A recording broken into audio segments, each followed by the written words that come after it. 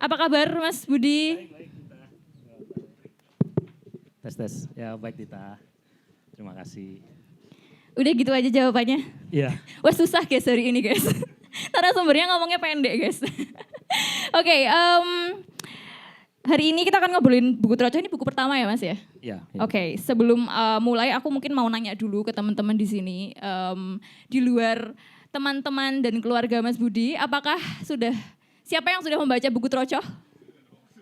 Sudah dong ya? Sudah. Nah, aku yakin seperti pengalamanku membaca buku Troco kemarin pasti banyak hal yang pengen diobrolkan karena buku ini adalah satu dari mungkin beberapa buku yang ketika membaca tuh membuatku sadar aku tidak tahu apa-apa soal pop culture. Kayak aku juga hidup di tahun ini tapi kok aku nggak tahu hal-hal ini ya gitu. Aku mendengarkan ini tapi kok tidak sadar hubungan antara ini dan ini ya gitu Mas. Nah mungkin aku mau mulai dulu dengan, jadi sebelumnya kenapa aku ini bersemangat untuk menjadi moderator di sesi ini karena aku dan Mas Budi itu pernah di satu panel di Pacar Merah di Solo. Nah pas itu kami diskusinya bahas soal masa kecil dan bagaimana itu mempengaruhi tulisan kita sekarang gitu. Nah ketika baca buku ini memang masa kecil jadi salah satu hal yang dominan untuk mulai cerita-cerita Mas Budi gitu loh. Nah aku pengen tahu mungkin Mas Budi bisa ceritakan bagaimana kamu menghabiskan masa kecil di Kabupaten Sukoharjo? Viva la Kabupaten. Oh ya, oke. Selamat sore teman-teman. Terima kasih ya sudah meluangkan waktu untuk ke sini. Tentu juga terima kasih buat Tita yang sudah mau jadi moderator. Terima kasih untuk buku Akik, Tommy dan kawan-kawan. Juga penerbit Banana dan Pacar Merah yang menaungi buku Troco. Dan tentu juga teman-teman yang ya sudah hadir ke sini ya, baik yang baca maupun yang belum baca. Kalau yang belum baca ini kesempatan terbaik untuk membeli. Ya stok aman, Tommy? Aman, oke. Ya, jadi mungkin sedikit perkenalan dulu ya. Troco ini adalah buku kumpulan esai ya. Jadi berisi 40 plus 1. Jadi ada 41 esai panjang dan pendek. Itu tuh awalnya memang hampir semuanya itu dari blog ya. Kalau saya nggak tahu apakah sekarang blog masih hype gitu. Ya harusnya terus hype gitu.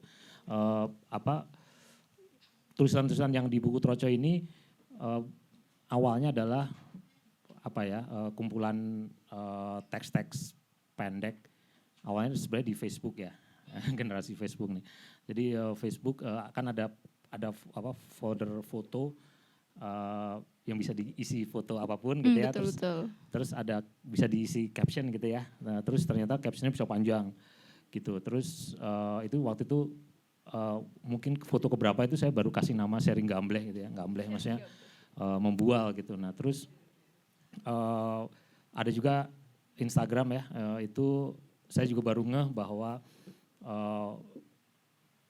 captionnya juga bisa panjang, tapi ternyata nggak sepanjang Facebook kan. Lebih panjang Facebook ya kalau caption tuh ya? Kalau Instagram tuh pendek, jadi tantangannya memang menulis lebih pendek. Tapi kadang-kadang kalau kurang puas gitu, kurang panjang nih kayaknya harus dipanjangin itu, saya masih ada blog gitu ya. Blog itu kan karena website gitu, jadi ya bisa sepanjang apapun gitu. Terus ya ulang-alik dari berbagai macam platform itu yang kemudian menarik minat saya, menarik perhatian penerbit gitu. Jadi Mas Yusi dari Banana waktu itu bilang, aku terbitin sharing gamblehmu deh gitu. Kamu pilih 40 ya gitu. Terus saya mikir dari kumpulan Instagram, Facebook sama blog itu ada ratusan sih. Jadi ya belum yang kemudian saya hapus gitu ya. Jadi mungkin ya hampir mungkin 1000 ada ya. Jadi untuk memilih menjadi 40 itu kan ternyata butuh waktu yang lama gitu. Tapi akhirnya bisa. Terus harusnya itu terbit sebelum pandemi, tapi karena ada pandemi jadi baru 2021. Ini terbit 2021? Iya, jadi udah 3 tahun yang lalu sih sebenarnya buku ini ya. Ini prestasi bagus berarti karena sudah 3 tahun dan masih dibicarakan orang-orang ya buku ini. Terima kasih. Ya itu terima kasih kepada yang teman-teman yang membeli dan mereview, walaupun mungkin nggak banyak di misalnya Goodreads gitu ya, itu nggak banyak sih. Yang banyak emang di Instagram. Jadi itu mungkin semestanya emang di situ sih. Zamannya lagi zaman Instagram kali ya Mas dan ya. lucunya pas buku ini keluar itu Instagram Indonesia tuh akhirnya bisa masang Instagram Music. Oh, pas jadi banget IG itu. Music itu bisa gitu. Sebelumnya kan hanya negara mana gitu ya, karena terkait lisensi itu gimana. Jadi saya ngelihat waktu itu teman-teman orang Indonesia yang lagi tinggal di luar ya, beberapa tahun sebelum pandemi itu saya lihat, kok bisa ya masang gini, tapi kalau di kita nggak bisa gitu ya. Nah terus pas buku ini keluar, pas banget bisa kita pasang gitu. Nah kebetulan buku ini kan di setiap essay-nya saya kasih Ada lagu. now playing ya. Jadi ya akhirnya banyak yang mention saya sambil ngasih lagunya gitu. Jadi ya itu lumayan nyundul sih. Instagram mendukung ya penerbitan Trocoh ini formatnya. Ternyata. Ternyata. Gitu. Jadi ini dulu judulnya maunya sharing gambleh. Kenapa bisa jadi Trocoh Mas? Iya kalau sharing gambleh ya membual ya. Kalau Trocoh sih saya tulis di pengantar ya. Trocoh itu kan kondisi atap bocor gitu ya. Airnya netes-netes gitu. Dan memang dari kecil sampai sekarang itu saya selalu selalu melihat itu gitu. Selalu melihat itu tuh secara visual lumayan menghantui sih. Jadi dari kecil di rumah saya saya juga ngelihat tetangga saya, oh ya Trocoh juga. Terus saya dari kecil sampai SMP kan di Sukoharjo ya, terus baru SMA sekolah di Solo. Saya ngekos walaupun sebenarnya naik bis cuma setengah jam atau 45 menit, tapi saya mikir ini sotulan terus lah gitu. Jadi saya ngekos Trocoh juga gitu. Saya mikir kenapa ya Trocoh terus gitu. Nah itu sih kata itu yang lumayan menghantui saya dan saya pikir ya seperti itu tulisan ini juga netes-netes, nyambung terus. Jadi mungkin teman-teman yang belum baca ya buku ini nggak ada paragraf, nggak ada jeda paragraf gitu ya. Jadi mungkin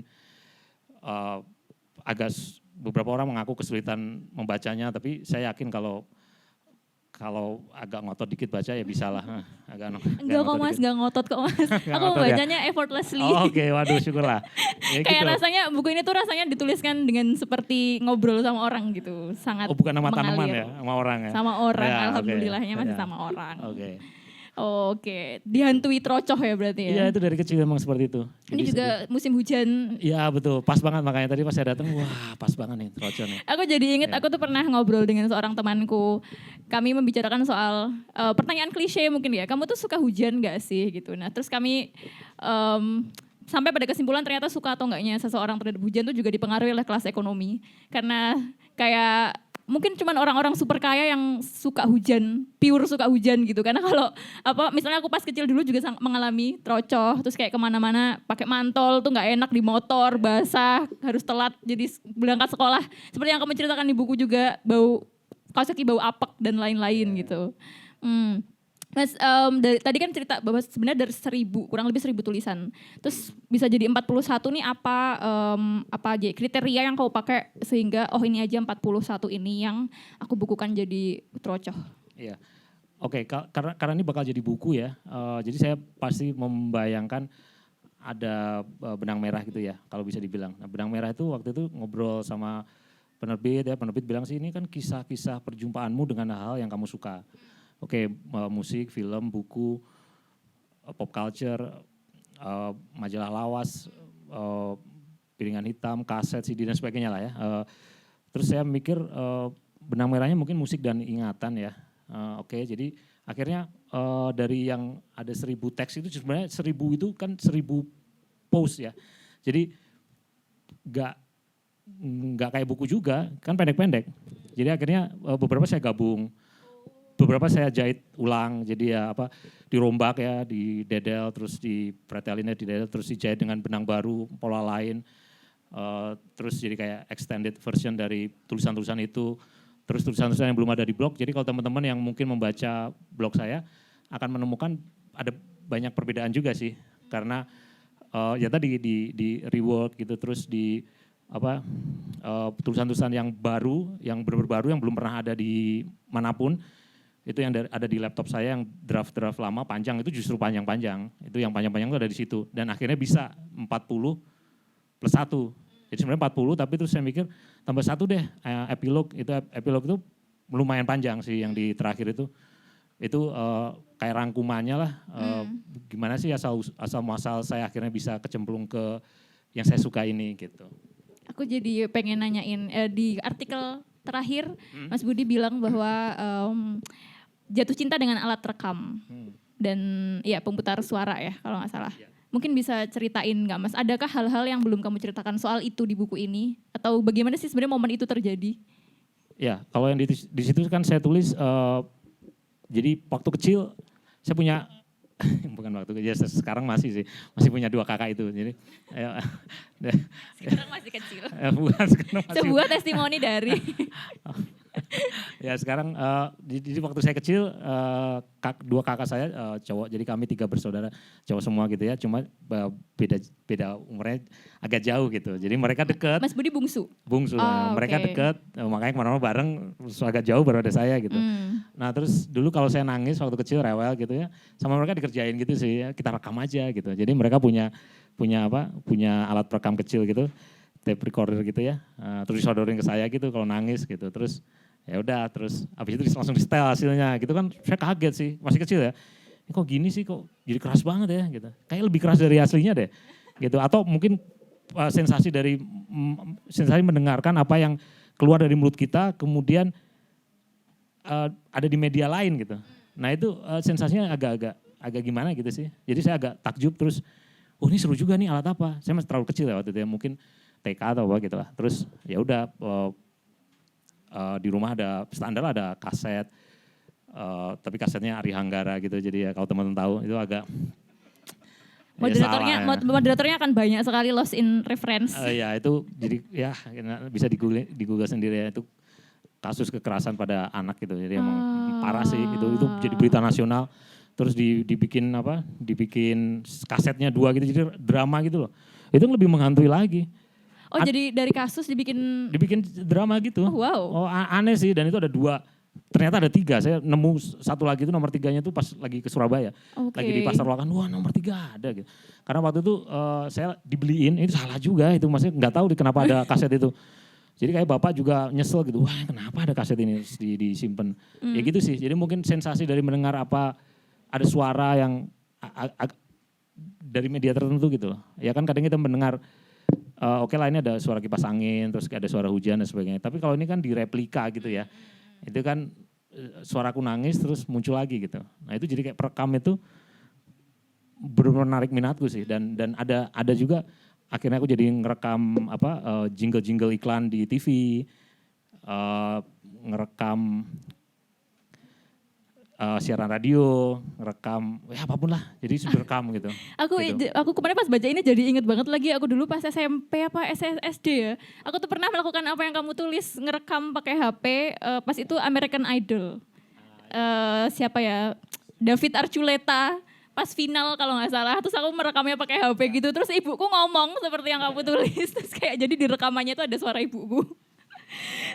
Oke. Jadi momen itu adalah momen yang membuat Mas Budi sampai sekarang jatuh cinta sama musik ya, ngulik musik. Seneng banget sih jadinya. Selamat datang. Nah, oke. Buku ini kan isinya banyak banget membahas soal masa lalu ya Mas ya. Nostalgia gitu, kayak isinya tuh zaman-zaman itu terus gitu. Nah, ini mungkin pertanyaan kayak kenapa sih Mas Budi suka banget sama nostalgia, kayak kenapa gitu? Kenapa nggak membahas hal-hal yang sekarang-sekarang misalnya? Iya itu, kenapa ya? Kenapa ya? Iya, mungkin dari yang ini juga sambil setiap ditanya itu tuh agak kesulitan jawabnya, tapi atau mungkin beda-beda gitu ya, karena saya terus mikirin sih. Mungkin gini ya, ada satu masa, saya ngeblog kan udah 20 tahun lebih ya. 20 tahun lebih saya punya blog itu gitu. Yang nggak terus-terusan diisi sih, bahkan yang tahun ini 2024 udah mau habis, nggak ada isinya, baru satu post itu pun tulisan lama gitu, saya taruh aja di situ. Nah gini, pas saya lihat di 2017 ya, mungkin kira-kira kalau lagi jalan kemana gitu, misalnya ya ke toko buku atau ke toko kaset bekas, kalau lihat satu barang itu langsung di kepala saya itu langsung muncul teks gitu ya. Jadi kayaknya langsung kebayang cerita gitu. Cerita ya esai ya, non fiksi, maksudnya bukan fiksi gitu. Terus kebayang dari kaset itu terus langsung pengen ditulis gitu ya, tulisnya di handphone sih waktu itu. Terus jadi post di Instagram gitu ya. Jadi sebenarnya si gambar itu atau visual yang saya lihat itu cuma apa ya, alasan atau pemanis untuk bisa apa, atau kendaraan gitu untuk bisa menceritakan teks atau cerita narasi yang ada di kepala saya gitu. Nah gitu, terus ya apa tadi pertanyaannya? Kenapa suka nostalgia? Oh nostalgia ya, nah itu mungkin karena tempatnya ke tempat-tempat barang bekas ya. Jadi ke kaset bekas ya, jadinya lihat, oh ini kaset yang dulu aku waktu kelas 3 SD nih. Oh dulu tetanggaku muter ini nih, nah gitu sih. Jadi akhirnya keseret ke situ dan nulis, dan ternyata lebih gampang gitu. Jadi saya nggak tahu juga sih, ini kecenderungan yang mungkin harus di ini juga ya, harus mungkin nanti teman-teman siapa tahu punya pendapat tertentu tentang ini ya. Kan ada tuh yang apa, saya nggak tahu ya, frase dalam bahasa Latin ya, memoria praeteritorium bonorum. Itu kira-kira artinya kita cenderung mengingat masa lalu yang bagus gitu. Dan apa ya? Jadi ada istilahnya kan retrospeksi yang cerah gitu. Ya itu kan itu ada dua kata kan, ada cerah, ada retrospeksi, dan saya jadi mikir apa retrospeksi itu memang lebih cenderung lebih gampang untuk hal yang cerah gitu. Apakah kita lebih gampang menimpa ingatan-ingatan kita atas masa lalu yang buruk dengan kenangan yang indah gitu. Ya pasti ada plus minusnya lah. Plusnya itu kan bagus juga, kita jadi mungkin jadi kayak positive thinking gitu, terus optimis gitu. Tapi juga mungkin minusnya, ada minusnya juga kan, karena kok jadi ngelihatnya ke belakang terus. Gimana tuh kok ke belakang terus gitu ya. Itu kalau nostalgia dan sebagainya. Tapi sebenarnya belakangan juga saya pikir, ya ini udah 2 tahun lalu mungkin ya, udah mikir bahwa nostalgia ini kan cuma kendaraan untuk mendompleng, saya mendompleng itu tujuan lebih besar gitu, yaitu mencari jawaban atas pertanyaan-pertanyaan yang mengganggu waktu kecil. Ya standar lah, apa misalnya dulu kayak pernah baca apa di majalah apa, terus di clipping, terus apa, belum ada internet, terus begitu ada internet, nongol di internet atau nongol di YouTube, terus lihat, ini kan yang dulu ya, terus ya gitulah. Jadi mungkin lebih gampang ya, tapi ya gitulah kira-kira. Menyenangkan tapi Mas, menyenangkan banget. Aku membaca buku ini tuh jadi kayak memancingku untuk mengingat banyak sekali hal-hal yang sehari-hari mungkin gak aku ingat, tapi kemarin misalnya pas baca soal 6 buku yang berpengaruh pas anak-anak, aku jadi mengingat lagi, aku dulu tuh baca apa sih, oh ternyata nemu beberapa judul yang itu tuh mungkin sehari-hari ku lupakan gitu, terus kemarin jadi sangat menyenangkan karena aku ingat-ingat banyak hal dan dari buku dan memang berkembang ke cerita-cerita yang lain. Nah, salah satu yang personally pengen kutanyakan ke Mas Budi adalah, aku tahu Mas Budi dulu tumbuh di Sukoharjo. Nah, aku tumbuh di Tulungagung, 2 kota yang sama-sama kabupaten vibe gitu ya. Aku tidak tahu kalau di Sukoharjo gimana, tapi dulu Tulungagung tuh tidak ada bioskop, tidak ada gedung konser, tidak ada acara-acara yang seperti itu. Terus kemarin pas aku baca buku ini kayak merasa, kita sama-sama di kabupaten, tapi kenapa referensi pop culture-nya bisa banyak banget Mas Budi gitu. Sementara kok aku enggak ya, aku lebih banyak datang ke jaranan atau kayak acara-acara semacam itu. Nah itu terus kemudian berkaitan dengan aku pengen nanya, kan di buku itu sangat kental dengan apa ya, menunjukkan bahwa Mas Budi itu mengkonsumsi medianya dengan cara yang mungkin beda banget dengan anak-anak sekarang gitu. Kayak tadi mengclipping, ngeblog, nonton TV, nungguin radio, dan tapi kan sekarang kayak semuanya dirangkum di internet gitu Mas. Kayak bagaimana sih kamu melihat apa ya, yang dulu dan yang sekarang dalam konteks konsumsi media dan di sekitarnya? Kalau soal tumbuh di kota kabupaten tadi ya sama, pasti Tita juga tahu ya. Kalau tumbuh di kota kecil gitu kan lebih cenderung membosankan ya. Dan cara yang bisa kita lakukan untuk mengatasi kebosanan itu ya selain menelannya kan ya kita cari hiburan gitu ya, kalau enggak mati bosan kan. Nah cari hiburan yang mungkin gitu. Nah waktu itu kalau generasi saya lahir 1980, memang ketika tumbuh sebelum remaja ya, jadi di bawah 10 tahun itu ya memang baru ada TVRI doang kan. Kayaknya TV swasta nasional itu kan baru muncul di 90-an awal. Atau setidaknya nyampe ke kampung saya tuh 90-an awal lah. Mungkin di kota besar udah 80-an akhir mungkin ya, saya nggak tahu lah. Nah itu soal akses tadi, memang di sekitar rumah saya itu ada sungai, ada bukit, ada sawah gitu ya. Pokoknya hal yang imaji kampung yang banyak orang tahu ya seperti itu ya, pohon pisang dan sebagainya.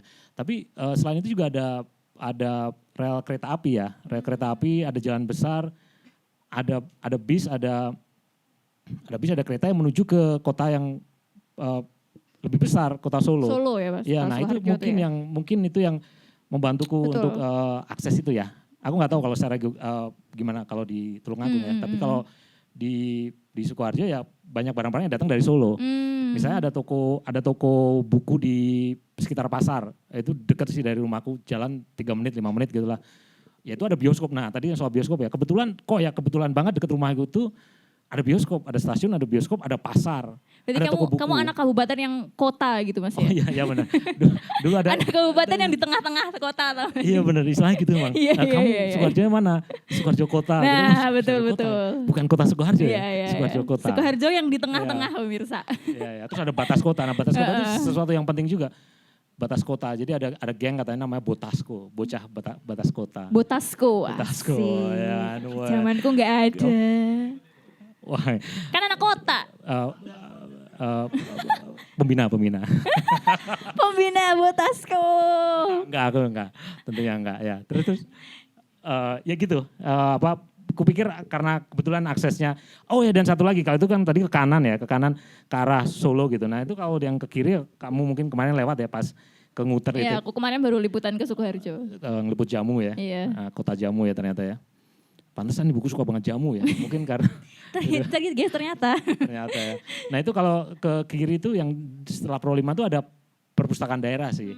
Dan waktu itu perpustakaan daerah gak tahu ya, kayak gak tahu kalau dibandingin kota lain ya. Mungkin ya cubu juga, tapi pas itu kayak wah gila ya bagus ya gitu. Ada buku referensi, ada yang ensiklopedia yang sekarang ada banyak DIMS di Blok M Square gitu yang seri yang pustaka live atau apa tuh ya dulu di perpustakaan tuh ada gitu dan namanya buku referensi gitu ya. Terus artinya buku referensi itu nggak boleh dipinjem gitu ya. Jadi kayak buku referensi itu nggak boleh dipinjem ya. Jadi cuma boleh dibaca di situ. Ya udah baca di situ. Ini fix pustakawan Sukoharjo lebih gaul daripada pustakawan Tulungagung ya guys kayaknya. Gak ada loh dulu kayak gitu-gitu di tempatku. Oh.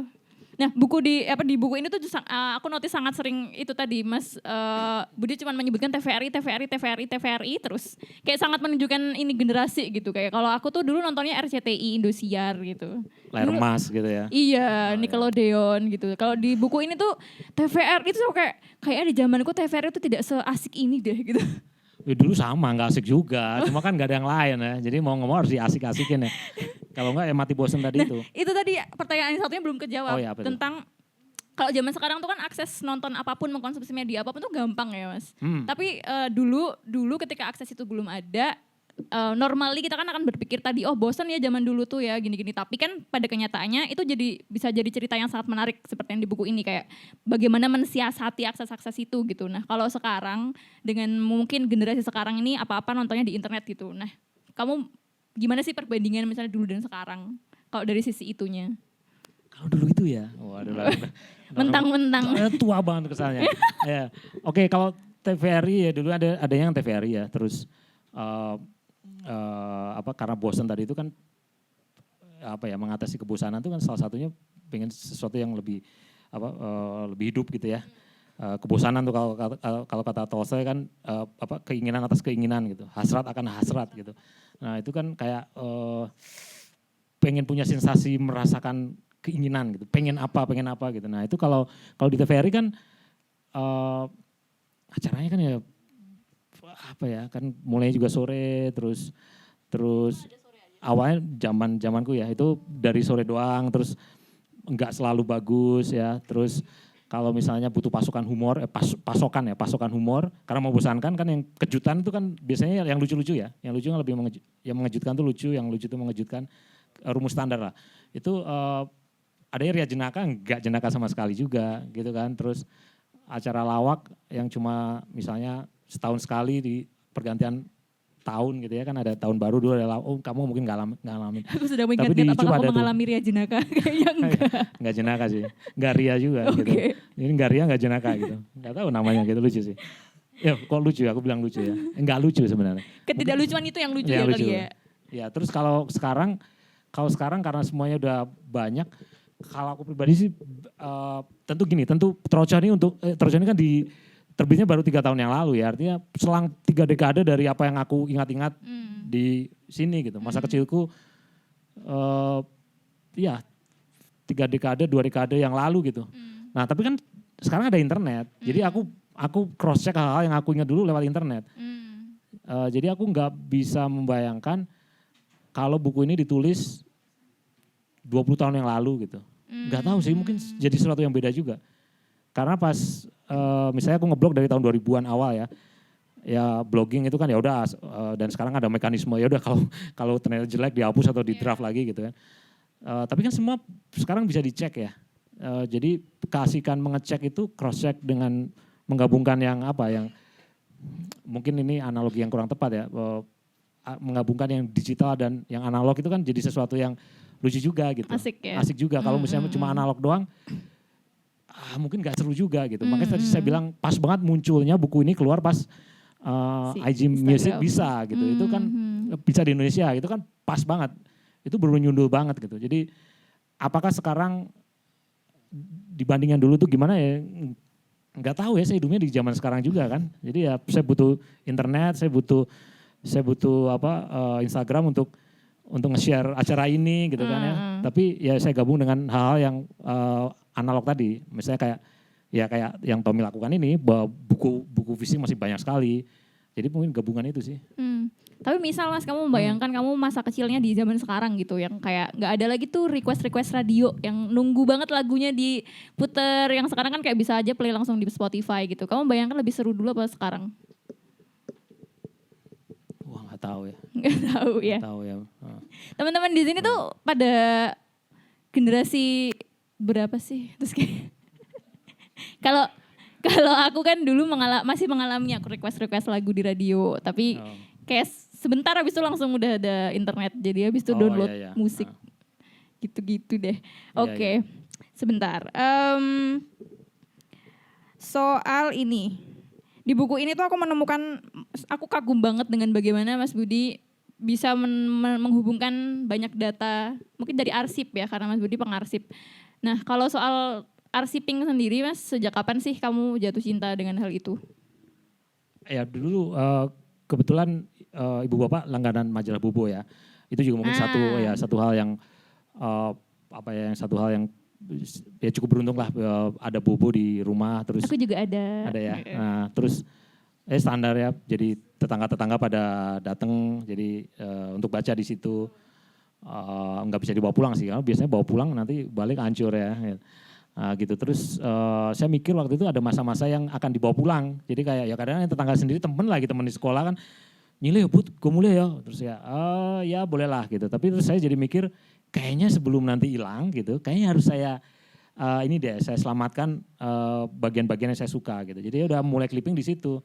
Jadi misalnya ada kayak ada namanya dulu Bubusiana ya. Bubusiana tuh mungkin kayak Bubusiana tuh apa ya? Pokoknya ada rubrik-rubrik yang isinya pengetahuan-pengetahuan nggak penting juga gitu. Tapi namanya anak kecil ya, kan seneng ya kayak wah ternyata begini ya. Misalnya cara mengatasi cegukan gitu. Itu masih saya pakai sampai sekarang dan itu saya cobain ini teman-teman ya, ini mungkin nggak penting ya. Jadi mengatasi cegukan itu kan banyak sekali cara ya. Anak saya Gati ini aja umur 10 dia tahu sekian cara dari internet gitu. Nah kalau saya itu dengan cara minum air hangat sambil hidungnya ditutup. Nah itu kan ampuh sih. Nah itu kemarin pas saya lagi ke Solo, ke Sukoharjo ketemu ibu cegukan kan. Terus Bu cobain deh cara ini gitu. Terus manjur langsung kamu tuh dari mana sih lah gitu. Terus dulu baca di Bobo gitu. Nah itu yang di Bobo itu yang saya clipping salah satunya. Jadi kayak cuma cara mengatasi cegukan gitu ya. Tapi ternyata berguna kan sampai sekarang saya pakai gitu. Mengingat banyak sekali. Kalau aku kalau cegukan tuh menahan nafas 10 detik. Oh gitu ya? Nanti dia hilang ya? Katanya menambah karbon dioksida ke dalam tubuh gitu lah pokoknya lah. Cara-caranya. Ih menarik banget. Ada di Ananda tuh kayaknya. Mungkin ya. Bukan di Bobo. Ya oke. Terus perjalanan arsipingmu gimana Mas sampai sekarang? Kayak apa aja sih yang kamu arsipin? Ya kalau pas masa kecil tuh ya tadi ya pengetahuan nggak penting. Terus kemudian ada misalnya ada satu cerpen ya banyak yang dulu kan cerpen yang ini kayak lucu nih. Boleh deh digunting gitu. Tapi cerpen sih nggak terlalu ini kan makan tempat ya, kan banyak gitu. Sementara dulu ya bukunya kayaknya harus diedit ya, kalau enggak nanti cepat penuh gitu ya. Jadi sebenarnya kan mengkurasi juga ya apa yang saya pengen arsipkan gitu. Dan apa yang saya arsipkan artinya apa yang saya suka kan. Jadi teman-teman kalau baca yang di belakang buku itu Indeksnya banyak banget. ya indeks sama yang di sebentar yang di belakang ini kan tulisan tentang apa saja yang menarik minat penulisnya. Ini Mas Yusi sih yang bikin kalimat ini ya, kalimat menarik minat penulisnya ya. Terus saya mikir, oh iya juga ya. Jadi hal random atau apa tuh yang menarik minat saya, jadi saya clipping. Nah kalau begitu udah beranjak dewasa ya minatnya kan bergeser ya. Kalau zaman dulu mungkin cara mengatasi cegukan gitu ya. Terus yang berikutnya saya suka artikel-artikel film gitu ya. Jadi ada ini sih kalau teman-teman pernah tahu ya ada tabloid yang namanya tabloid film ya. Tabloid film itu tahun 95, 96 itu pas saya SMA itu ada tuh yang biasanya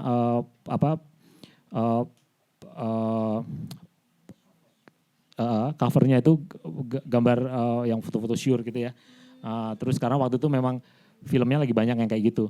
Nah itu belinya malu sih waktu itu ya. Malu karena pasti akan dijudge gitu ya. Oh lu suka yang kayak gini.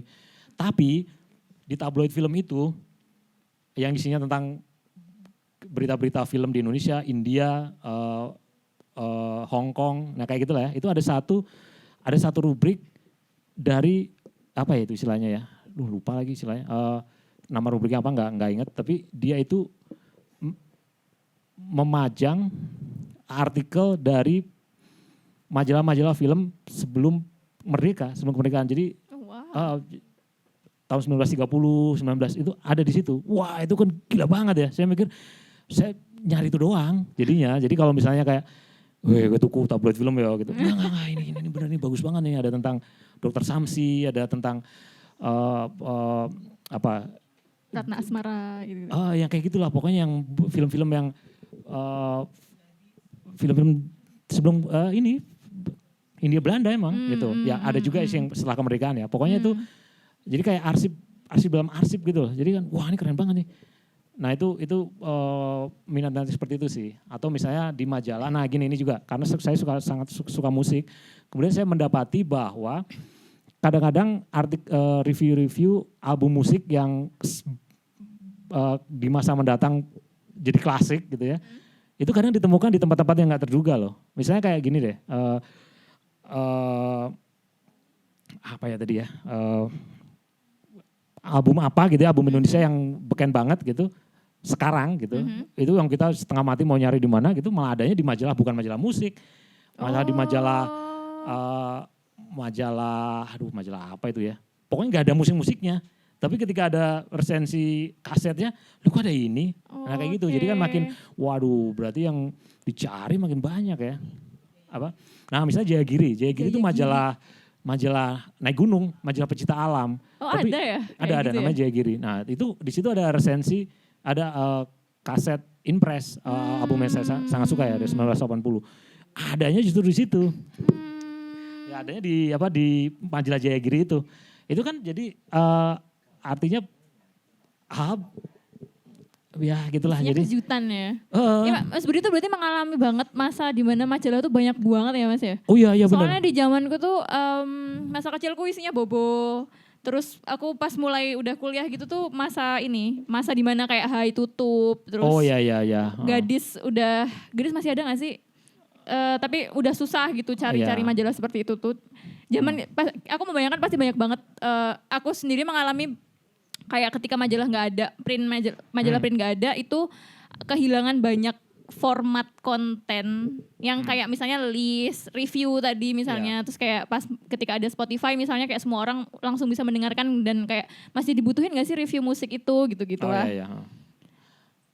Masih dibutuhin atau enggak gitu ya? Iya. Kayak secara konten gimana Mas menurutmu? Ya aku sih penggemar majalah ya, jadi majalah-majalah yang masih mungkin aku langganan sih masih misalnya majalah Mojo gitu ya, majalah musik dari Inggris itu langganan terus sampai tahun lalu tiba-tiba yang bisa aku langganan itu dibilang udah nggak bisa sekarang Mojo gitu. Oke. barangnya sih masih ada Mojonya, tapi nggak tahu kenapa nggak bisa langganan gitu. Nggak bisa langganan. Jadi nggak bisa masuk Indonesia lagi tuh gimana gitu lah. Pokoknya di sebuah toko buku impor gitu ya. Jadi katanya udah nggak ada Mojo, maksudnya udah nggak kesini. Udah nggak masuk Indonesia. Gitu kan, terus ya udah adanya apa The Wire Dim yang artisnya nggak ada yang tahu semua gitu. Jadi kayak aduh apa ini gitu. Terus kalau dicek di Spotify itu yang listenernya berapa doang 5 gitu. 5 gitu kayak sangat 5 ya. indie pokoknya. Ya kayak gitulah. Jadi ya terus ada ininya, ada CD-nya, CD bonus.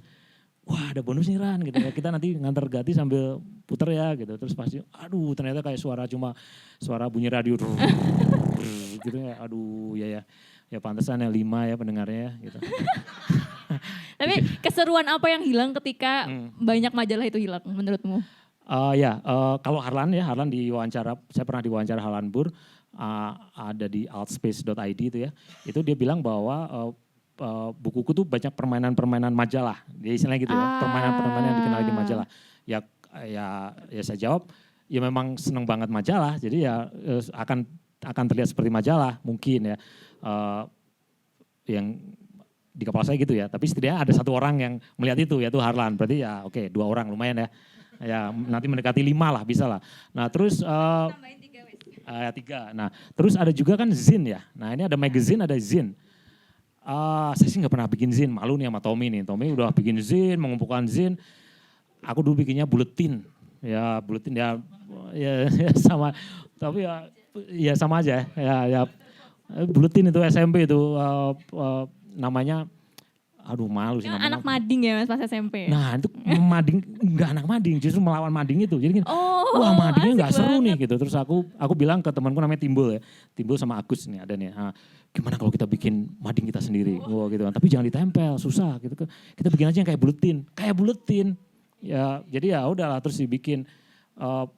Sebenarnya kayak mungkin zin komik sekarang ya. Tapi nggak bisa dibilang zin komik karena teksnya juga lebih banyak daripada gambarnya gitu. Terus akhirnya terbit nih bisa nih.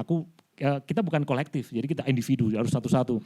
Aku bikin zin buletin sendiri, Timbul sendiri, Agus sendiri. Agus menyerah, terus akhirnya cuma aku nomor sampai nomor berapa ya, Timbul nih. Nah, aku namanya Bam, males banget ya, bualan anak muda, aduh norak banget. Ini pas masih SMP di Sukoharjo. SMP di Sukoharjo. Oh ini Sukoharjo Zin Fest harusnya ya, Dedengkot. Sukoharjo Zin Fest. Garing banget namanya Bam gitu. Nah si Timbul keren banget, dia namanya Japa. Jangan percaya. Oh Japa. Itu gambarnya masih ingat tuh dia kalau zaman dulu kan ada yang kayak berita-berita yang nggak masuk akal gitu. Misalnya kayak ada binatang buas menyerang manusia gitu. Nah kalau si Timbul ini lewat Japa ini dia kebalikannya. Jadi si manusia ini mau makan kambing.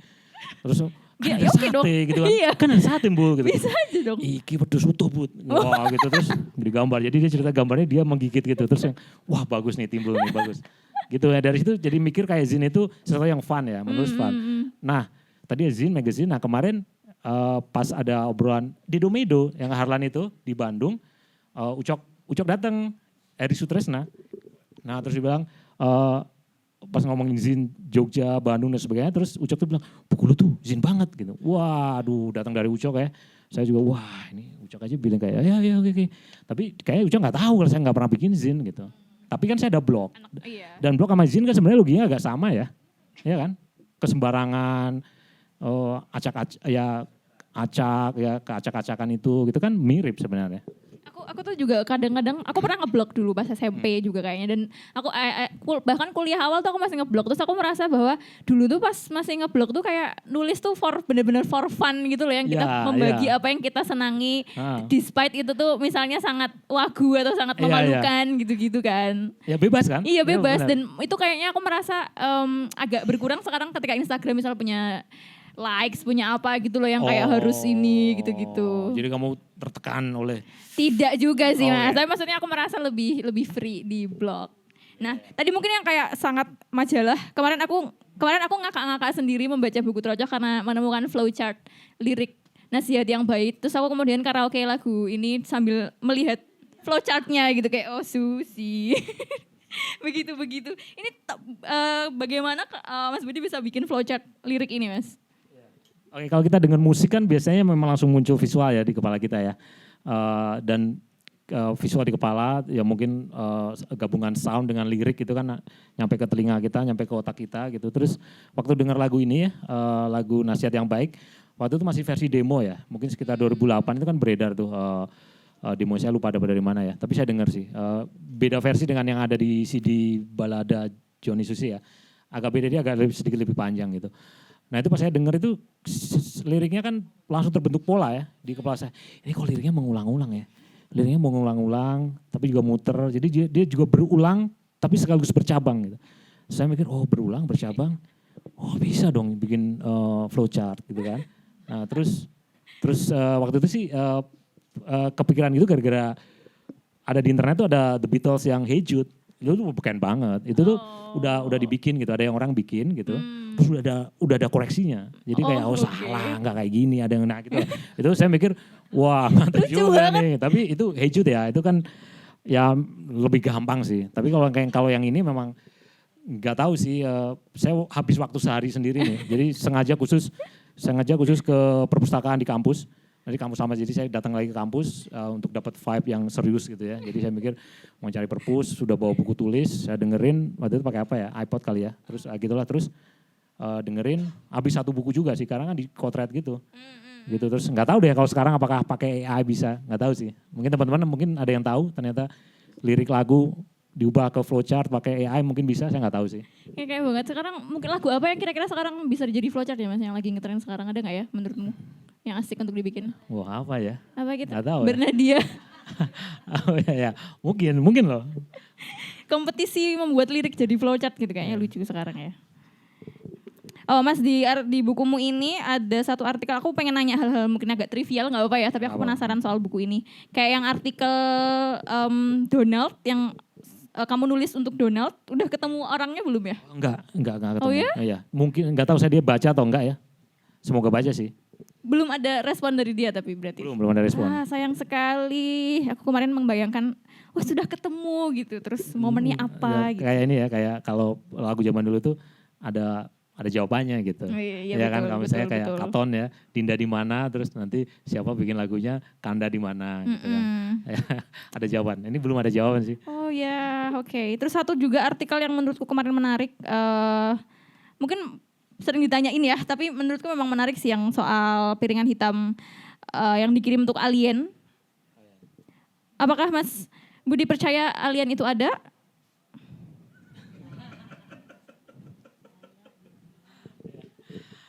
Mungkin gak penting sih ya, saya percaya atau enggak, tapi saya lihat penting Mas, aku pengen tahu jawabannya. pengen tahu ya. Moderatornya galak.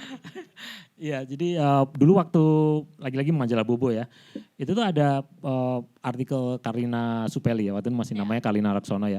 Jadi Bu Karlina ini karena dia seorang saintis gitu ya, jadi dia menulis hal-hal pengetahuan gitu, pengetahuan ilmu pasti gitu ya, tapi untuk konsumen anak-anak gitu. Nah, terus dia tuh menulis misalnya Pratiwi Sudarmono ya sebagai astronot perempuan Indonesia gitu, terus salah satunya itu ada si piringan emas itu yang dibawa ke atas itu. Nah ini tertarik juga kan, waktu itu nggak ngerti juga sih. Jadi pas baca tuh oh ya oke gitu. Terus begitu gede tahu ada internet ya. Oh ternyata ada kayak gitu di SoundCloud NASA tuh ada lagu-lagunya gitu. Terus ternyata Rani punya piringan hitamnya yang Ketawang Puspawarno itu. Ketawang Puspawarno. Itu ada dan ini kan saya nulisnya pakai gamelan untuk mendorong alien ya. Nah, itu ada sih satu komen yang saya belum sempat komentarin karena komentarin gimana ya gitu. Dia bilang ada satu postingan lagi-lagi di Instagram yang motret artikel ini, terus ada yang komen apaan sih pakai Ndoro gitu kan. Terus nah itu ya gitu. Iya, nah sebenarnya kalau andai ya orang itu beneran baca, kan dia punya bukunya, dia foto kok. Ya itu memang kenapa pakai Ndoro karena lagu yang Ketawang Puspawarno itu memang waktu itu dipakai untuk mengiringi kedatangan raja gitu kan. Jadi ya udah permainan gitu aja Raja kan. alien. Iya kan. Jadi ya gitulah. Artikel itu kemarin dengan cara yang aneh membuatku ingat satu film pas aku nonton pas zaman kecil yang soal alien. Terus aku merasa kayaknya film itu dia membuatku somehow tertarik dengan alien-alienan. Terus kemarin ku cari gitu ternyata ketemu James Cameron yang di Abyss. Oh iya. Itu ternyata kemarin dan aku kemarin merasakan asiknya mengulik kayak yang tadi Mas Budi cerita gitu, kayak mengingat sesuatu hanya sepotong terus kemudian nyari-nyari di internet apa, ternyata tuh film itu gitu. Nah kemarin juga artikel ini membuatku merasa bahwa harusnya Mas Budi bisa membawa artikel ini ke konferensi namanya SETI di Yogyakarta. Ada Search for Extraterrestrial Intelligence, soal mencari alien. Iya, saya nanya sih. Jadi waktu itu tahun lalu ya kalau nggak salah itu ada, terus saya nanya ke beberapa teman yang di Jogja gitu. Itu kayak gimana sih? Pengen datang deh gitu. Wis teko wae Mas gini-gini terus aduh gimana ya gitu. Sungguh kamu harus. Karena sebenarnya yang kecuali piringan hitam emas itu yang dikirim NASA keluar untuk siapa tahu ditemukan alien gitu ya. Jadi mereka tahu suara-suara bumi seperti apa. Sebenarnya yang berhubungan dengan angkasa yang saya juga tulis di sini kan yang tentang awal muasal kata piring terbang ya. Jadi piring terbang itu pertama kali sebagai piring terbang itu tahun berapa sih di Indonesia? Nah itu saya menyelidiki itu sih. Awalnya mungkin teman-teman yang sudah pernah baca itu kan dari cerpennya Mas Yusi. Waktu itu ada percakapan yang tahun 1950. Dia bilang ada piring terbang, terus saya mikir, Mas emang udah ada ya kata piring terbang di 1950. Karena yang flying saucers itu kan 1948. Jadi di Amerika, jadi apakah 2 tahun itu udah sampai Indonesia? Nah, jadi saya tergerak untuk nyari. Waktu itu nyari paling gampang dari bukunya Salatun ya. Kolonel Salatun itu kan ada tuh, dia tahun 1960. 60 ke 1950 kan masih ada 10 tahun tuh. Wah itu ini banget dong, masih luas banget dong. Jadi saya kerucutkan, saya nyari ke komik, saya nyari ke majalah. Mundur terus, saya perbaiki terus. Jadi artikel itu makin panjang. Awalnya muncul di Facebook, terus ada di Facebook kan bisa diedit ya. Tapi kalau diedit kan kelihatan tuh historinya, edit historinya. Kalau males juga ya, jadi kalau kelihatan diedit terus. Jadi akhirnya saya pindah, saya hapus aja, saya pindah ke blog. Nah tapi blog cuma saya doang yang bisa ngelihat. Itu memang sampai 200 revisi gitu lah. Ada kan kalau WordPress, oh iya emang itu tambahin terus. Ya itu istri saya langsung cemberut. Aku kenalkan dengan panitia SETI habis ini ya Mas. Kamu harus ngomong di SETI fix. Nah itu akhirnya bisa sih, akhirnya 54 dapet. Wow. Kayaknya cuma Mas Budi deh yang melakukan itu di seluruh dunia. Tuh, istilahnya udah protes tuh. Ya. Wow, sebuah penelusuran yang sangat dedikasi banget ya. Iya. Luar biasa. Nah, satu lagi yang mungkin terkait dengan angkasa aku jadi pengen nanya karena hal yang begitu saja dikulik oleh Mas Budi. Kenapa zaman dulu tuh seperti yang kamu tulis juga pas SD kamu pernah bercita-cita jadi astronot. Aku juga dulu pas SD pernah satu momen ditanya cita-cita dan aku juga jawab jadi astronot. Kenapa sih astronot tuh jadi ide cita-cita yang tren tahun-tahun itu Mas? Tahun-tahun mungkin 80-an 90-an. Apakah pernah ngulik? Apa? Oh ya. Ya. Oh ya, candid. Ya. Astronot ya. Kenapa Mas? Ya nggak tahu juga ya, bener juga ya kenapa astronot ya. Kayak itu tuh adalah sebuah profesi yang tahun-tahun, aku nggak tahu sih ya kalau anak sekarang gimana, tapi aku merasa tahun-tahun itu tuh jadi sangat populer gitu, kayak pengen jadi apa astronot gitu. Oh iya benar ya Mas ya. Iya. Betul. Iya betul. Nah iya benar. Oh iya, obrolannya lagi ke situ ya. Iya. Sampai ke anak kecil, semuanya ngomongin.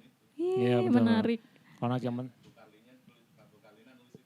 Oh iya benar. Iya, wah Mas Dodit ini pemasok arsip-arsip saya ini. Iya, beneran nih. Wah udah tuh. Paket datang terus dari dia. Ya itu. Luar biasa, aku tuh sangat salut dengan orang-orang yang mengarsip karena kayak sangat melakukan hal yang jelimet dan tidak bosan-bosan gitu mengurusi hal-hal itu gitu. Iya benar. Wow, oke. Saya jadi mau request ke Mas Dodi sih. Jadi nanti paket berikutnya mungkin halamannya langsung ditandain kali ya. Jadi nggak perlu nyari, kadang datang kan kenapa dulu beli ini ya? Kan lama gitu. Jadi boleh ya nanti Mas ya. Halaman ini Mas kita tandain kasih apalah kertas atau apa gitu ya. Gitu. Makasih. Ya itu nanti isi saya biar nggak terlalu cemberut ya. Terus ya. Ngomongin soal arsip aku jadi pengen nanya lagi, apa yang salah satu hal yang juga aku rasakan ketika aku membaca buku ini adalah Mas Budi tuh kayak bisa menghidupkan data-data dari arsip, kayak data di mungkin majalah ini itu kayak tiba-tiba terhubung dengan ternyata gitu loh. Nah ketika itu dilakukan sekarang, aku merasa itu hal yang awam. Ketika misalnya aku nulis artikel, aku cari itu tuh kayak tinggal googling gitu kan. Nah dulu ketika misalnya sebelum ada internet, melakukan itu tuh gimana sih Mas? Cari-cari referensi dan apalagi misalnya pengarsipan kan kamu punya koleksi banyak banget, kayak apakah harus lihat satu-satu? Ya, ya kalau majalah itu kan internet sebelum internet ya. Jadi mereka sudah nggak tahu tuh dapat dari mana mereka info-infonya. Tapi begitu ada internet kan kita jadi bisa cross check lagi ya apa yang dulu di majalah itu benar atau enggak. Terus nyambung kemana ya kayak gitu. Sebenarnya kerja standar ya. Melihat arsip dengan mata baru gitu, itu kerja standar sih menghidupkan arsip. Karena menurut saya gini, kalau arsip itu kan ya sekarang seksi banget ya, arsip bagus sih, harus gitu sih. Arsip itu kan mengumpulkan informasi gitu ya, informasi yang mungkin datang dari masa lalu gitu ya. Ya sekarang juga dimulai karena nanti kan sekarang akan menjadi masa lalu di masa depan gitu. Informasi itu kan tumpang tindih ya. Jadi itu sebenarnya masih taruhnya masih di fakta ya, fakta informasi. Sementara untuk bisa menyusunnya itu kita butuh pengetahuan. Jadi pengetahuan itu justru yang mengorganisir semua yang tumpang tindih tadi itu menjadi lebih terstruktur, lebih kebaca. Nah, yang penting dari arsip itu adalah cara membacanya kan. Itu arsip cara membunyikannya gitu. Jadi ini arsip ya semua orang mungkin bisa mengarsip. Oke, enggak semua orang ya, tapi ngerti nggak poin saya ya. Tapi yang penting adalah gimana membunyikannya. Gitu ya, membunyikannya itu mungkin perlu pengetahuan, dan pengetahuan itu kan seperti yang saya yakini justru akan makin banyak kalau dibagi kan. Ketika kita bagi nggak akan berkurang, malah jadi bertambah karena nanti ada orang yang nimpalin, oh iya gue juga punya tuh data yang ini. Jadi nanti akan jadi semacam pengetahuan bersama gitu, dan itu bisa menjadi sesuatu yang mungkin lebih tinggi lagi kebijaksanaan mungkin ya. Jadi bagaimana mau perlakukan pengetahuan itu menjadi sebuah kebijaksanaan gitu. Kalau menurut saya sih gitu. Dari tumpukan majalah ya, dari tumpukan arsip ya. Ya. Nah, satu hal juga yang aku temukan di buku ini adalah, dan aku setuju, adalah tentang bagaimana setiap lagu itu membawa memori gitu. Kayak ketika, dan itu aku sendiri merasakan ketika misalnya denger lagu yang pas aku dengerin ini dulu, aku masanya kayak dia seperti botol untuk mengumpulkan, untuk kayak isinya memori-memori. Jadi ketika itu didengar, kemudian memorinya banyak yang muncul soal hal-hal yang terjadi ketika mendengarkan lagu itu gitu. Nah, itu tuh Mas Budi kan di buku nulis kayak gitu. Itu ada ini ya gak sih Mas, kayak kamu ngulik soal misalnya kenapa sih seperti itu, apakah ada misalnya penelitian saintifik yang kayak kenapa, apakah terhubung dengan memori something gitu misalnya? Ya ada sih, pasti ada ya? tuh, pasti ada, dan memang ada.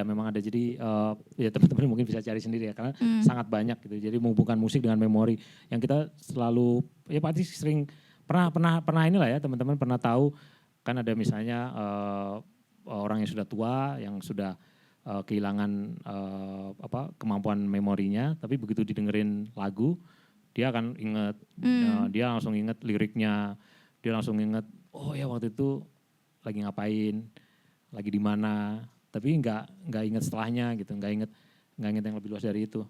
Nah itu nggak tahu tuh kerja musik sama ini sama otak sama memori supaya ya udah ada penelitiannya, saya lupa sih persisnya gimana.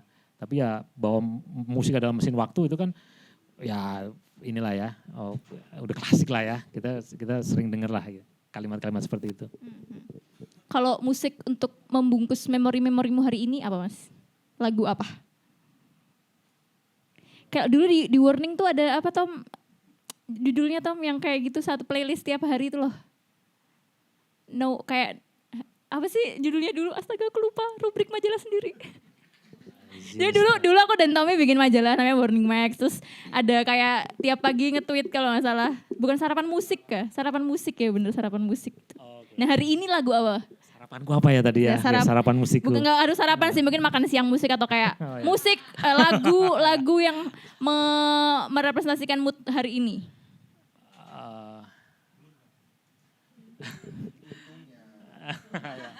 Ya kalau Dani bilang tadi ya, kalau Blur sih kayak sepanjang masa ya, jadi ya akan ikut terus. Tapi gini sih, mungkin jadi ngomongin agak ini sedikit ya, agak teknis. Nggak apa-apa dong. Saya merasa mendengarkan cukup banyak musik, mungkin tidak terlalu banyak karena musik di dunia ini kan banyak sekali ya, dari beragam jenis gitu ya. Saya merasa dengerin beraneka ragam musik. Tapi yang beberapa tahun terakhir ini mungkin udah berapa dekade ya, mungkin udah itu post punk sih. Jadi kalau post punk itu kan spiritnya punk tapi skillnya pengen lebih dari punk gitu. Jadi ada gabungin sama jazz, gabungin sama ada reggae, gabungin sama eksperimental, gabungin sama elektronik sebagainya. Dan itu menurut saya itu campurannya tuh jadi asik gitu. Jadi kita kalau dengar post punk itu kan agak kagok gitu ya, agak kagok harus goyang atau enggak gitu. Kalau misalnya ya Divo gitu misalnya, tapi kan post punk juga rentangnya jauh sekali ya. Jadi ada misalnya Joy Division yang gelap, yang murung, tapi juga ada yang Marble Giants yang ceria, minimalis. Tapi juga ada Divo yang cerianya beda, yang bikin kagok tadi ini goyangnya gimana sih. Nah itu menurut saya itu musik yang gak tahu ya, kayaknya sampai kiamat akan tetap relevan deh. Kalau menurut saya ya, karena dunia ritmenya kan udah makin gak jelas nih. Ya makin muram pasti, makin nyebelin, makin kayak gak ada harapan deh. Tapi kok kayak ada harapan juga. Nah itu post punk yang campurannya aneh-aneh tadi tuh kayak bunyi terus kalau di saya gitu. Oke, aku jadi merasa salah menjadi moderator karena referensi musikku tidak banyak. Kalau Mas Budi hanya mendengarkan sedikit, aku mendengarkan secuil. Kayak Spotify rapku itu mulu beberapa tahun gitu. Oke. Nah, nanti kita kan ada sesi Q&A teman-teman, tapi sebelum itu mungkin aku mau tanya dulu soal ini. Buku esai di buku Trocoh ini kan cenderung personal ya Mas ya. Kayak mengulik hidupmu dan kesenanganmu sendiri gitu. Nah, aku pengen tahu dari perspektifmu kayak menurutmu apa sih pentingnya untuk kita menulis cerita-cerita personal, cerita-cerita kita sendiri atau cerita-cerita yang mungkin narasinya tuh kecil-kecil di antara sekarang gitu di dunia yang mungkin semakin chaos dan semakin kayak orang-orang cenderung membicarakan orang-orang karena mungkin internet ya, orang-orang cenderung membicarakan tuh selalu isu yang gede gitu. Apa pentingnya untuk tetap menuliskan narasi-narasi personal? Ya mungkin bisa jadi variasi ya. Ya narasi besar ya harus tetap ada ya. Saya pikir itu karena menyangkut hajat hidup orang banyak ya, itu harus selalu ada. Tapi yang kecil-kecil juga perlu dapat tempat ya. Ya standar lah, duranya harus jalan gitu ya. Terus kalau ini kata penerbit bahwa dia bilang waktu itu saya nanya memang bisa ya tulisan kayak gini jadi buku gitu. Jadi saya memang waktu itu membayangkan akan punya buku ya, nggak tahu penerbitnya mana, tapi terus kemudian dari penerbit Banana pengen itu ya udah saya jadi bayangkan formatnya seperti apa, terus saya nanya emang nggak apa-apa ya kayak gini yang personal atau yang nggak penting atau nggak genting gitu. Terus ya dia bilang ya narasi keindonesiaan kan kadang juga disusun dari hal-hal seperti ini, dia bilang gitu. Jadi tidak selalu narasi besar juga, jadi narasi kecil juga itu juga menyusun keindonesiaan juga gitu. Terus saya mikir oke, terdengar menarik ya gitu. Nasionalis ya, menyusun keindonesiaan ya. Oke, teman-teman ada yang mau masuk ke obrolan untuk mulai bertanya juga? Tidak ada? Boleh dong. Nah, itu boleh, silahkan Mas Dani. Cek, bisa. Halo Mas Bud. Ya. Barusan yang soal narasi besar dan narasi kecil. Sebenarnya tradisi menulis esai dengan gaya ensiklopedik ini kan adalah tradisi yang panjang. Kalau misalnya pasti Mas Budi pernah baca Polikarpus Suwantoro dari buku ke buku atau masa lalu selalu aktual. Itu Polikarpus Suwantoro itu selalu ngomongin dari perspektif yang dekat dia dulu. Terus tiba-tiba dia ngomongin buku apa, ini kejadiannya apa, terus tiba-tiba dia ngomongin buku babon apa. Yang aku suka dari Mas Budi itu mungkin lebih populer aja. Kalau Polikarpus Suwantoro itu dia kan kayak akademisi, jadi dia tuh ngomongnya cuma buku dan kejadian politik karena dia lahirnya di Hindia Belanda gitu, bukan di Indonesia. Jadi dia ngomongin peristiwa politik apa, terus buku apa. Aku yang kuliah sejak 2005 gitu, jadi pas baca ini jadi ingat, oh iya yang bikin saya seneng tulisan ensiklopedik kayak gini gara-gara baca GM, catatan pinggir. Dia kan selalu tuh dia ngomongin apa, tiba-tiba dia mengutip buku siapa, lukisannya siapa, terus tiba-tiba atau filmnya siapa. Nah, tradisi-tradisi ini yang bikin buku Trocoh itu enak dibaca dan perlu. Tadi sebenarnya aku mau nanyain soal teknik penulis, tapi ternyata Tita udah nanyain. Hanya saja aku tertarik dengan omongan ketika nemu kaset terus terbayang teks. Itu yang nggak pernah terjadi padaku sih sebenarnya. Yang terjadi padaku kalau misalnya nulis itu selalu aku baca apa, terus tiba-tiba nonton apa, oh kayaknya ini ada hubungan deh, baru kemudian aku cari. Kalau Mas Budi sendiri nulisnya itu pakai outline nggak sih? Atau ketika nulis itu menyediakan buku referensi duluan atau enggak? Tapi barusan itu terjawab, ternyata ada naskah yang diedit 200 kali gitu. Naskahku itu nggak pernah ku edit lebih dari 5 kali. Kalau mau baca bagus, kalau enggak ya udah nggak apa-apa gitu. Stamina mengedit itu tujuannya apa sih Mas gitu kan? Kan ini nggak ada pahalanya juga gitu. Mengejar apa gitu. Gitu. Aku penasaran dengan. Iya benar. Aku tadi baru nemu meme itu loh. Ngejar apa sih gitu. Benar. Iya. Nemu meme. Iya, editing 200 kali itu kan gimana? Peer review-nya juga sendirian gitu kan. Nggak ada yang itu kan. Tidak ada kewajiban menyetor kepada indeks Scopus juga gitu. Useless ya benar ya. Enggak useless sih, tapi sih, Mas, sebagai nggak orang yang useless. baca, kayak aku merasa bahwa aku kalau menulis memberikan referensi. Ternyata setelah baca buku ini aku nggak memberi siapapun gitu. Jadi yang kutulis itu cuman permukaan. Ini mungkin Palung Mariana itu. Betul. Kayak lagunya Efek Rumah Kaca. Nah gitulah. Aku penasaran Mas. Ada nggak tulisan, kan dari 1000 cuman dipilih 40. Terus ada pernyataan tadi, ada tulisan yang di-delete atau dihapus. Kenapa dihapus? Apakah malu atau datanya tidak lagi relevan atau sudah berjarak dan merasa bahwa ini kayaknya nggak penting atau apa gitu? Oke, dan makasih ya komentarnya. Kalau yang 200 revisi itu kan ini sebenarnya teknis ya, engine dari web saya itu WordPress. Nah saya nggak tahu, dulu sih Blogspot pertama ya, .blogspot.com, tapi begitu punya domain sendiri, engine-nya WordPress. Nah di setiap post itu kalau kita lihat edit gitu ya, itu nanti akan kelihatan berapa kali revisi. Nah sebenarnya 200 itu kan revisi, jangan-jangan saya menghapus koma juga udah dihitung 1. Ya kan, jadi saya menghitung koma, saya save atau auto save malah, auto save kayaknya. Jadi itu terhitung 200, jadi sebenarnya nggak sedramatik itu juga. Tapi bahwa, apa? Iya, benar. Iya benar, 150 ya. 149 lah. Ya. Nah itu kalau ngedit sendiri terus itu, ya saya memang agak obses dengan akurasi ya. Dan itu juga menerkam diri sendiri juga sih. Jadi nulis lama gitu, ya kan. Terus nggak jadi gitu. Terus honor habis untuk beli majalah-majalah lama dari Mas Dodit gitu ya kan. Jadi udah. Kita tahu kemana nafkah Mas Budi Ya kan, jadi mengalir.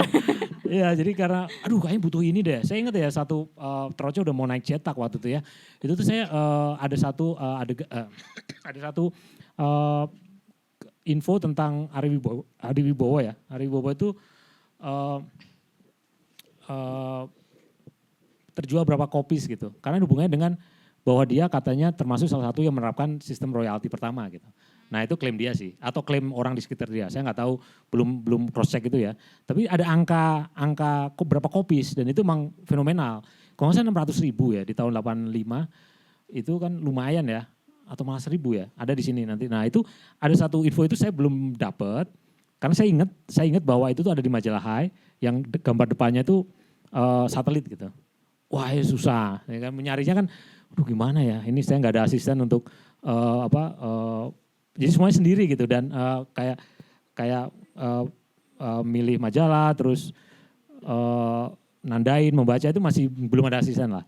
Nah terus saya cuma ingat covernya satelit. Waduh gimana nih? Wah saya ngubungi semua seller ya.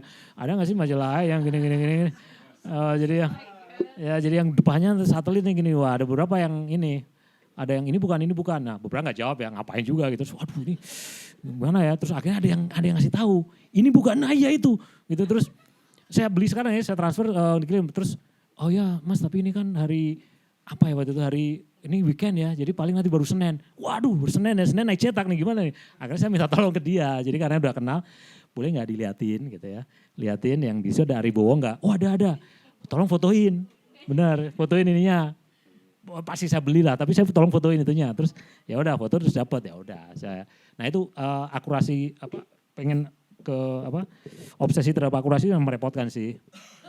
Merepotkan ya, jadi agak-agak dan tadi itu kan baru pengetahuan ya, belum kebijaksanaan ya. Pengetahuan kan wah ini benar ini salah, tapi kan kebijaksanaan kayaknya lebih dari itu deh.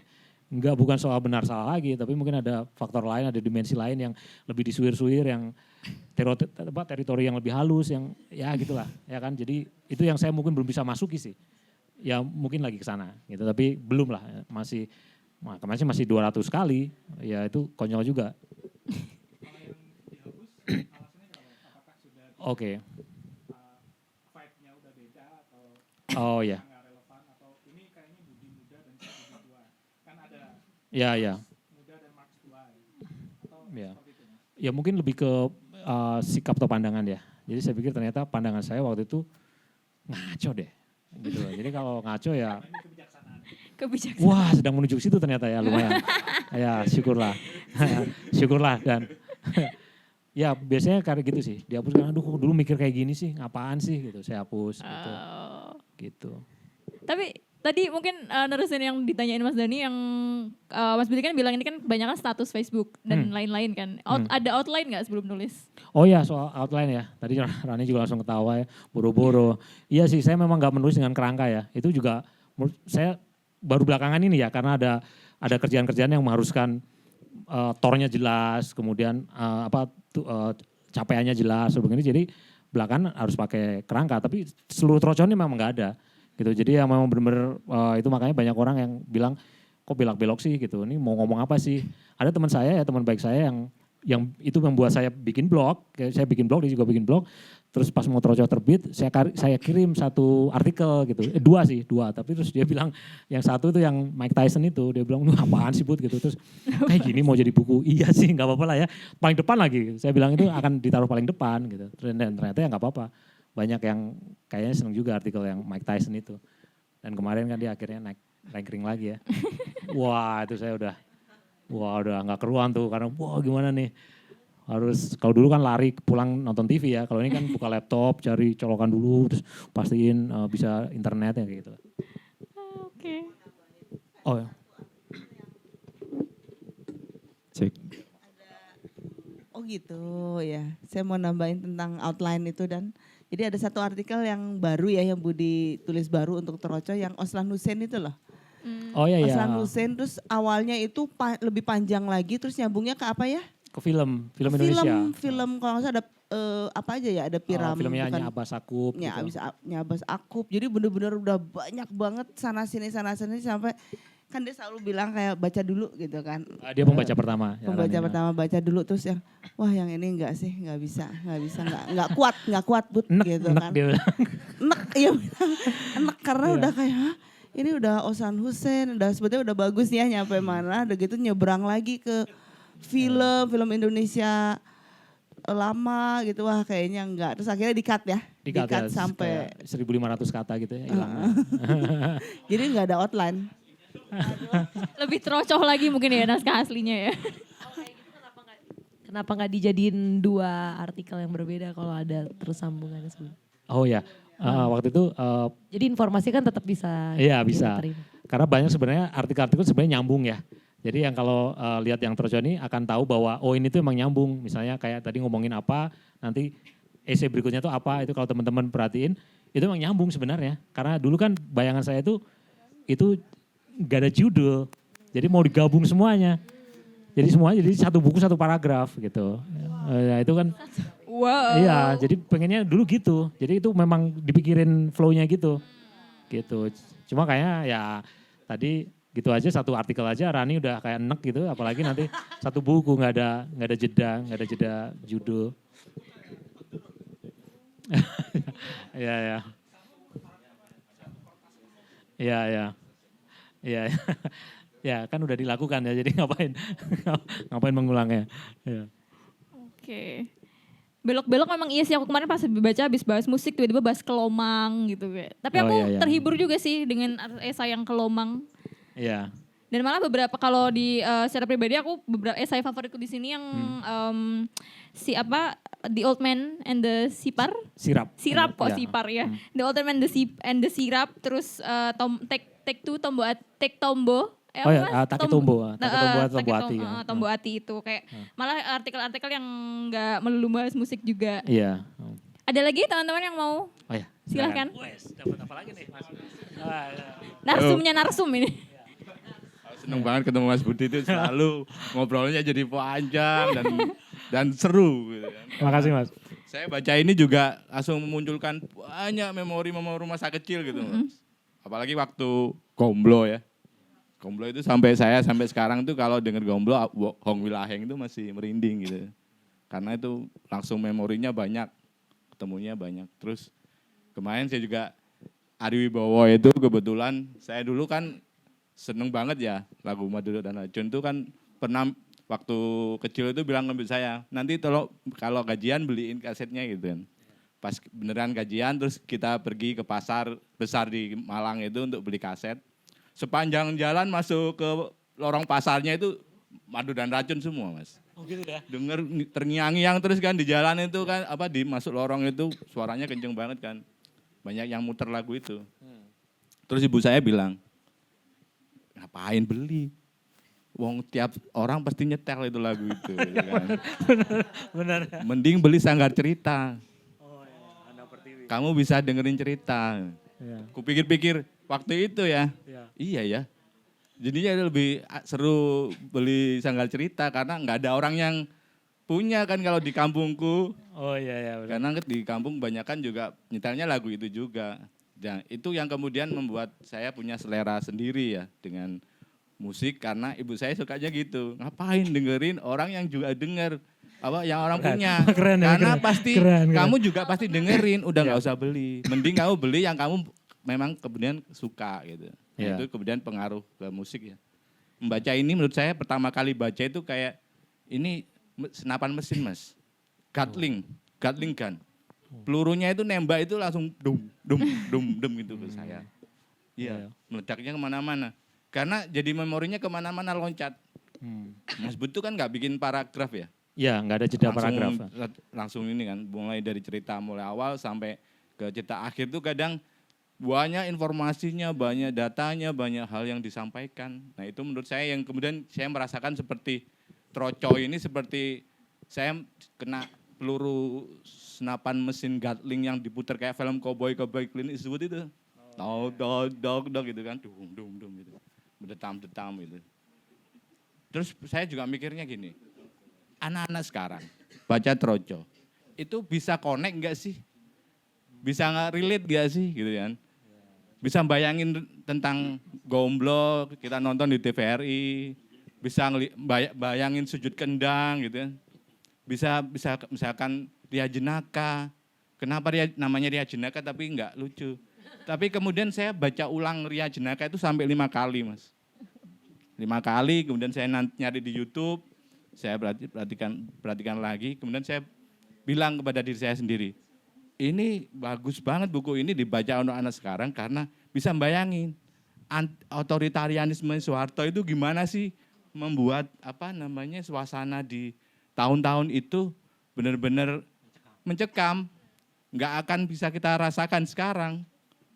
Bahkan mungkin kalau tadi pertanyaan Tita, kalau jadi anak sekarang gimana ya gitu. Milihnya enak yang mana ya? Saya juga nggak akan bisa jawab. Karena menurut saya apa yang saya alami di tahun-tahun itu, bayangkan kita masuk bioskop nonton film 13 PKI itu, kan nggak bisa dirasakan anak sekarang. Kalau misalnya Melby bilang pakai bendera sebagai seragam, nonton ke bioskop, nonton itu 13 PKI, ya nggak akan bisa dirasakan. Kalau saya dengar lagu itu langsung bayangin karena ngerasain gitu loh. Jadi kemudian saya ingin bertanya itu gini Mas Bud. Mas Bud kebayang nggak sih Mas nulis ini kalau nanti dibaca anak-anak sekarang itu apa sih yang kemudian misalkan Gati baca gitu. Nanti di tahun itu mungkin ada banyak pertanyaan pasti kan, Mas Bud. Karena nggak banyak hal yang nggak bisa dialami kalau sekarang. Dengerin kaset, harus nyari di loaan dan sebagainya. Karena dulu saya SMP kebetulan dekat sekolah saya Pasar Loa, Comboran namanya. Jadi tiap hari kita ya lihatnya barang rongsokan dan itu deket banget ke kita. Kalau sekarang nggak tahu ya harus pergi ke Sentir kali kalau di Jogja.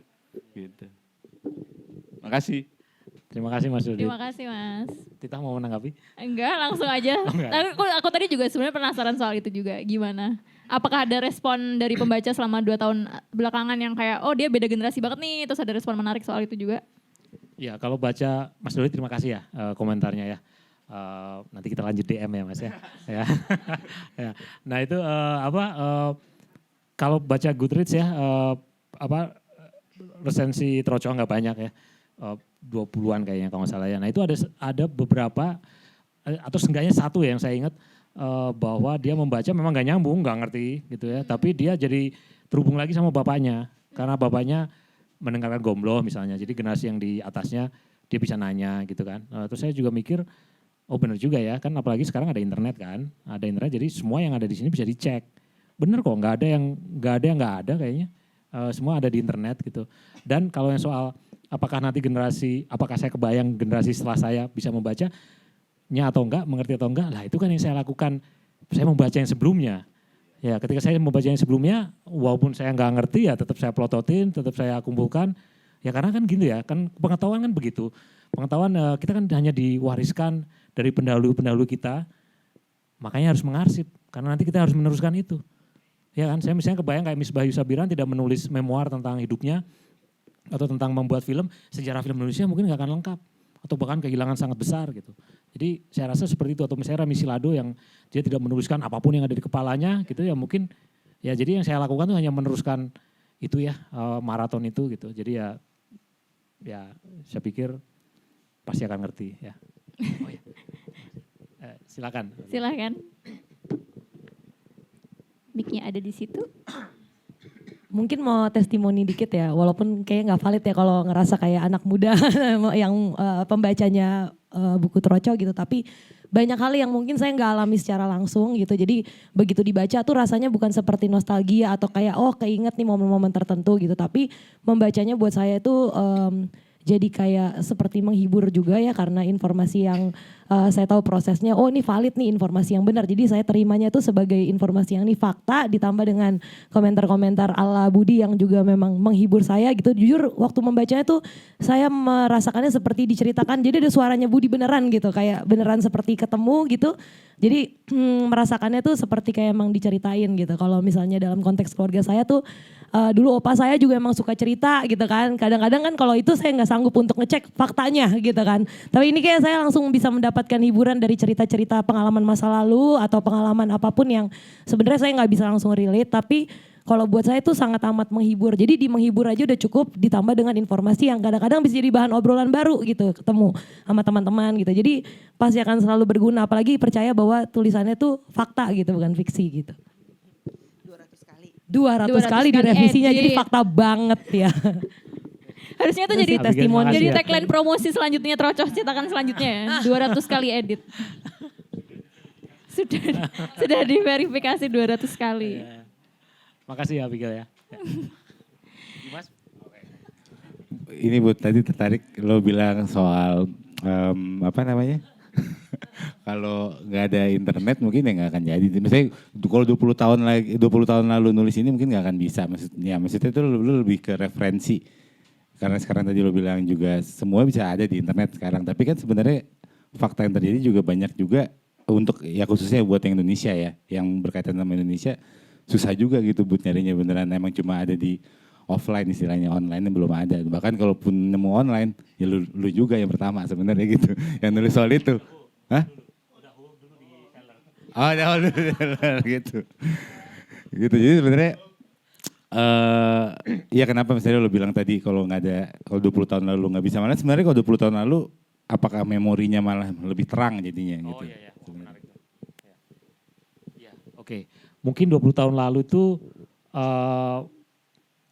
apa ya, skill menulisnya juga mungkin belum seperti sekarang ya.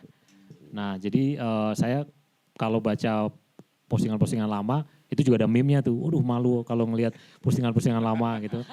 Nah itu apa rasanya 20 tahun lalu tuh nggak akan seperti ini gitu. Saya jadi ingat waktu itu pernah diusulkan oleh saya lupa ya, penerbit dan juga pokoknya yang membantu menyelesaikan buku ini gitu ya. Itu gimana kalau apa semua apa naskah-naskah di sini tuh disusun kronologis gitu. Kronologis berdasarkan titik mangsa aslinya gitu. Jadi nanti akan kelihatan sejarah apa perkembangan kepenulisan lo gitu. Terus yang aduh kok kayaknya jadi aneh ya, maksudnya jadi kronologis dari yang tertua kan 2005 ya. 2005 terus 2006 wah enggak deh nanti malah enggak tahu ya kayak saya merasa bahwa skill waktu itu memang belum kayak sekarang sih. Makanya yang 2005 ya cuma satu. Terus habis itu langsung loncat 2008. Kebetulan Dimas dulu yang ini. Jadi ada di majalah yang Dimas dulu jadi editornya Dim ya. Gitu. Nah itu tulisan tertua kedua Dim yang ya yang Sid Barrett itu. Nah itu kan loncatannya 3 tahun tuh udah mulai kebayang nih. Jadi saya sangat nggak ada habis-habisnya berterima kasih ke Dimas karena Dimas waktu itu ngasih tugas gitu kayak lu nulis apa gitu ya Dim ya. Terus di majalah Dimas waktu itu dan itu sih yang membantu membentuk mengerucutkan gaya menulis saya terus cara berpikir dan ya cara menulis gitu. Jadi lebih ke latihannya ya selama itu internet yang latihan. Iya gitu. Dan memang kalau soal tadi untuk konteks Indonesia mungkin banyak data-data yang tidak ada di internet gitu ya. Ya memang benar sih, itu kan banyak yang saya temukan tuh dari majalah tadi kan, makanya majalah, koran, tabloid, apapun lah yang dari Mas Dodit lah pokoknya gitu. Jadi itu benar-benar jadi, tapi benar loh dari Mas Dodit itu saya dapat, saya bikin berapa tulisan jadi gara-gara bahan dari Mas Dodit. Nah itu menggabungkan itu Dim yang antara yang artefak sama yang digital sekarang lah gitu. Jadi nyambung juga dengan yang kerangka karangan tadi kan. Sekarang kerjanya karena menulis harus lebih benar gitu. Ya ada kerangka karangan dan jelas harus ada referensi yang jelas, ada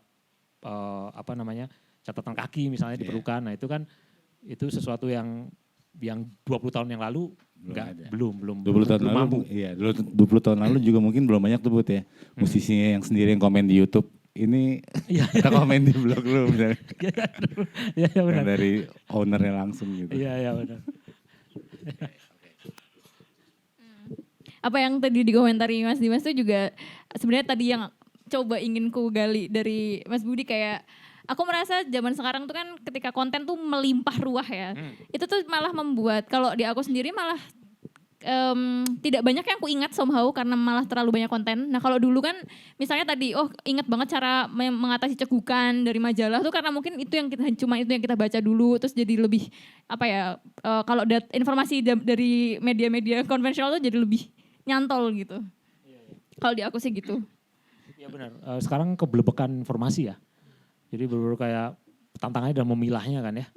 Wah gila sih itu. Itu memilahnya terus disuir-suir lagi ini benar atau enggak, ini sebenarnya bikinan atau bukan, ini terverifikasi atau enggak, terus ya gitu sih. Jadi kebelebekannya itu yang bikin. Tapi bukannya kalau dulu kita di majalah itu juga banyak hal yang kita juga nggak tahu itu benar atau enggak. Atau kita baca aja itu. Iya. Banyak banget misalkan di Hai itu kan yang di bagian belakang-belakang itu kan banyak banget yang trivial. Ya, semacam kita kadang nggak ini beneran atau enggak waktu itu juga nggak ini. Iya sih, iya juga ya. Nah. Iya, taunya itu nulisnya terserah yang nulis aja. Iya benar juga sih.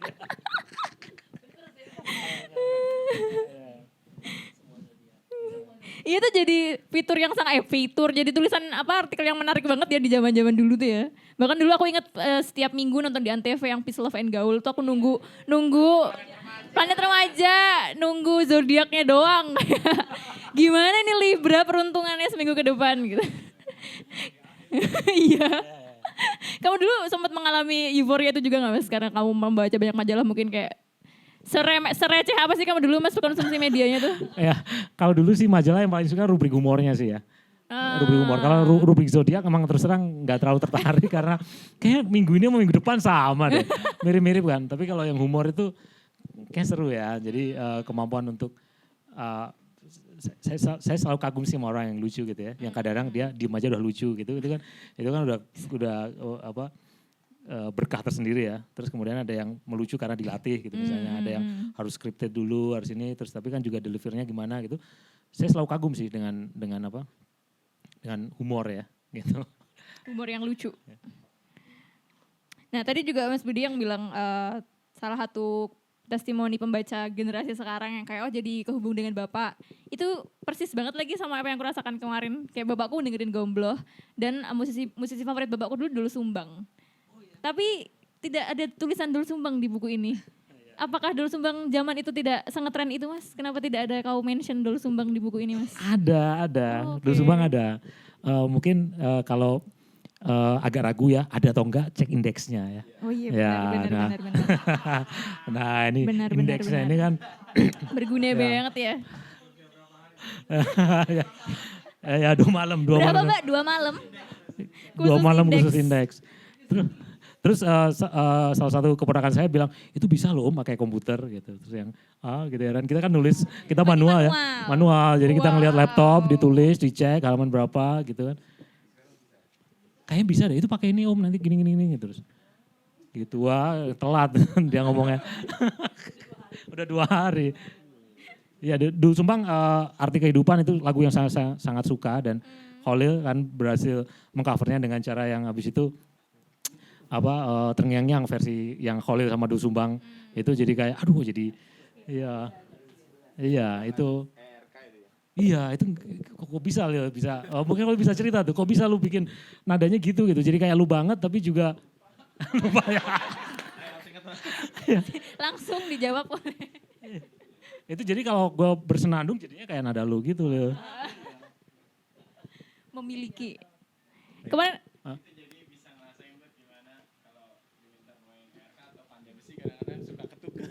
Oh gitu ya? Kan ada versi yang Iya, berbeda ya, itu berarti sekarang versi Arti Kehidupan yang Doel Sumbang sendiri sama yang KRK kolaborasi. Kayak gitu ya rasanya ya.